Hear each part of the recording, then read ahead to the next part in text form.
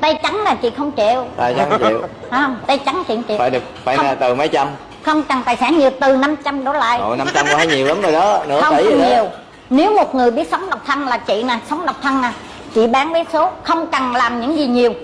Nhưng mà bây giờ có mấy chú nè ở chợ mà thương cô hoạt động nha, về lo cho cô hết luôn. Mẹ không có vốn được nhiêu hết á, 50-30 thôi, về lo cho cô hết luôn. Không, cô không chịu. Trắng tay là không được ha. Ý là phải có tài sản. chị, không cần nhiều, nghĩa là để dành khi mưa khi nắng về sống với chị.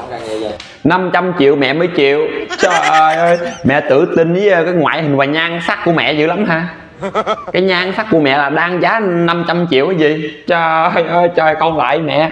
Mẹ làm như trên đời này chỉ còn có mình mẹ là phụ nữ à. Ở ngoài kia phụ nữ còn son chân dài còn đầy đường kìa. Người ta còn chưa ra giá đặt tiêu chí cao như mẹ nữa. Trời ơi, mẹ đang ảo tưởng cái gì. Nhan sắc phú thần hồn. Bước xuống ghế về lẹ giùm con một cái đi. Thiệt là tình.